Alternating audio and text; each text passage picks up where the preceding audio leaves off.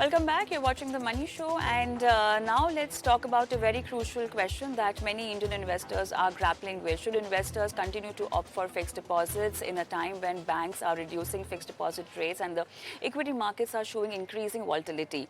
On one hand, we have a traditionally safe investment option in fixed deposit, which offers guaranteed returns and a sense of security, definitely.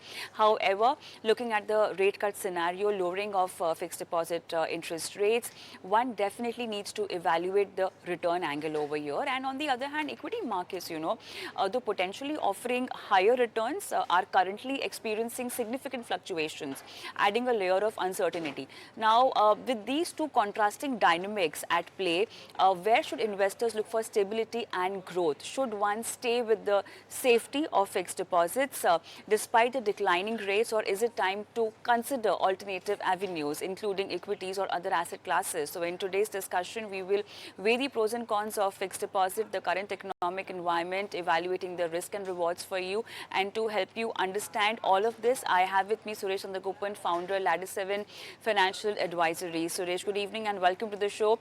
A very crucial question now. On every fixed deposit investor's mind is whether you should be locking in money in fixed deposit, because traditionally who like fixed deposit definitely would think about this, but also people who are experiencing volatility in their investments as far as equity market are concerned would also having this question in their mind.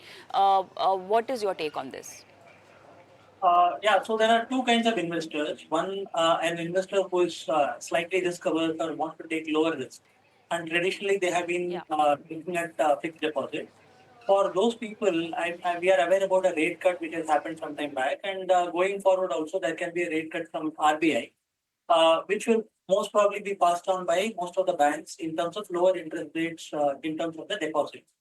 So if people are looking at fixed deposit in a very serious way as far as their investments are concerned, considering the environment that we are in today, I think probably this is probably a very good time for them to zero in on whatever tenure and whichever bank they want. This is the time to fix the rate for themselves. So you get something like 6.5 to 8% kind of return, depending on the bank, depending on the tenure.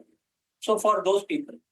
And as far as the equity markets are concerned, you rightly observed there is a lot of turbulence at this point in time, a lot of volatility at this point in time. We don't know when it will kind of settle down. So people who want to move to safety, apart from fixed deposits from the banks, you also have corporate deposits. You have other things also, like debt mutual funds are also there, which is 100% in debt again. Instead of a single party deposit, like in the case of, let us say, a bank, XYZ bank, you are putting a deposit into the bank, so it's a single party exposure. In the case of a debt mutual fund, there are multiple papers, maybe 15, 20 papers, so it's a multi-party exposure. There is a lot of diversification. The interest, or rather the return that you're going to get is not really fixed, but it's a very, very credible instrument which one can consider. So that is also another option.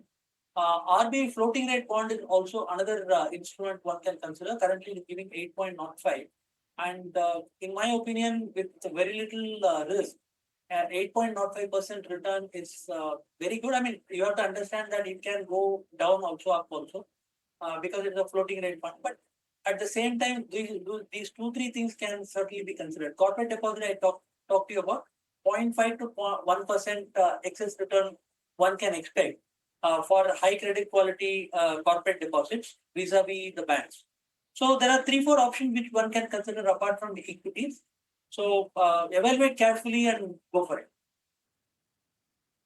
Suresh, I really want to understand now. We are in a rate cut scenario now. We have a monetary policy coming up now, and over there a 25 bps cut is also expected. I want to understand how soon the banks will start cutting deposit rate, because in a few bank scenario we're already seeing it. HDFC, few schemes of SBI, no new deposits are taken over there. Bandhan and Yes Bank also.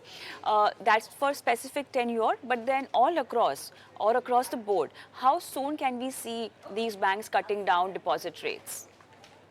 It's all a factor of how much money they want. If they are flush with funds and they don't really want to keep the deposit rates at the current level, immediately the transmission will be virtually immediate. But if they really have a very robust offtake of loans, they may want to keep it at the current rates, or they may cut much less than other banks. It all depends on their loan book and how much money they have, how much interest they have from the various borrowers.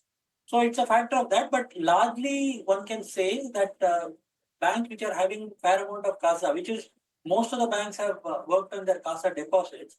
If you look at it from that point of view, many of them are near 35 to 40%. So the transmission is going to be fairly immediate, and that is precisely why I said if people are interested in locking in the rates, probably the time is now. Suresh, so definitely we cannot compare the return that you get from fixed deposit to what you get from equity, okay? But then this is also a year where you need to really, focus on your asset allocation.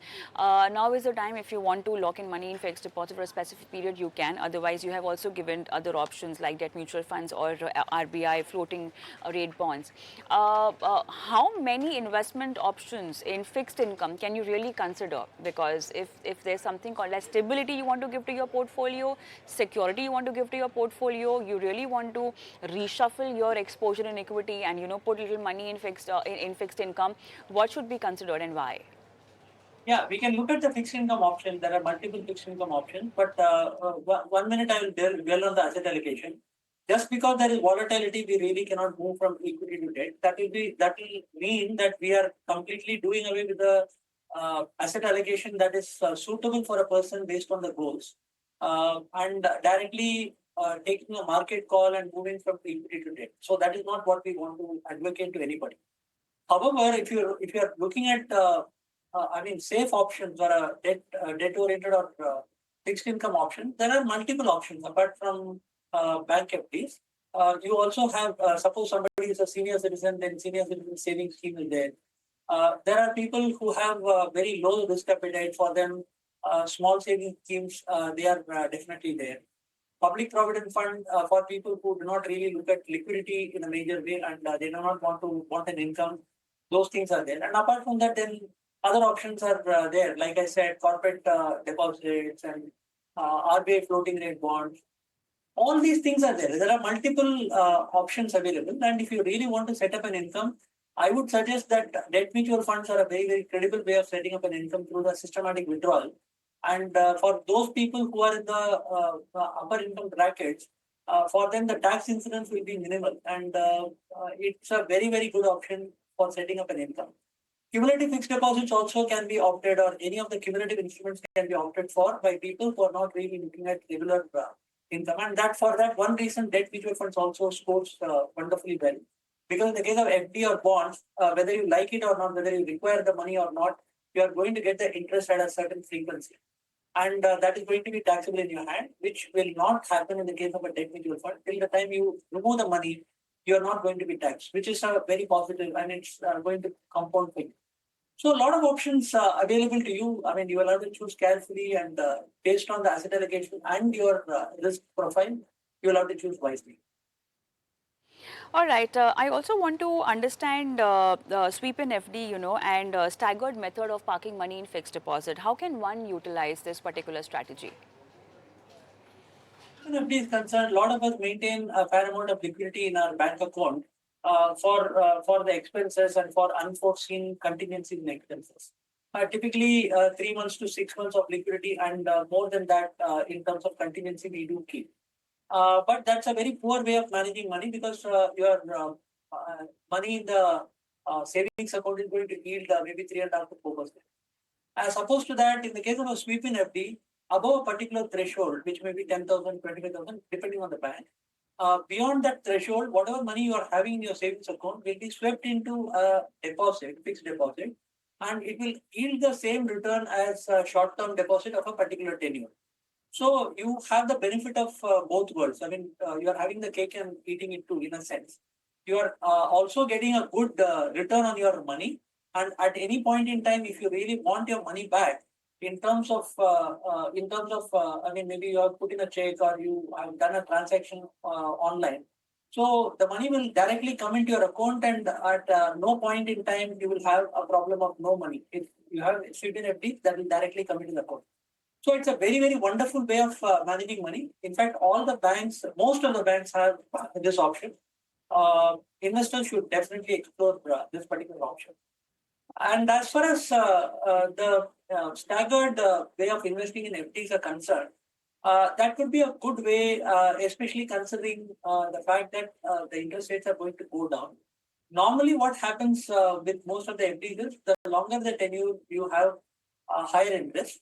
But if you really see the FDs which are available now, I mean, after 3 to 4 years, it again starts coming down. So, depending on your goal, depending on the expenses that are coming up in the future, accordingly, you can actually invest in multiple FDs of multiple tenures to optimize your investment and optimize the return on your investment and to align with your various goals.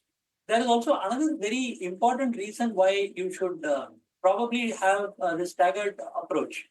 That is, I mean, if you have a requirement for, say, a certain amount, let us say 15,000, 20,000, something like that. If you have invested in a 1 lakh FD, you will have to, there is no other option but to cash out the entire FD and utilize your 10 or 20,000. Whereas if you have multiple FDs, you don't have to completely take out all the FDs. You just have to cash out from one of the FDs and use it for whatever goal or whatever expense that is upon us.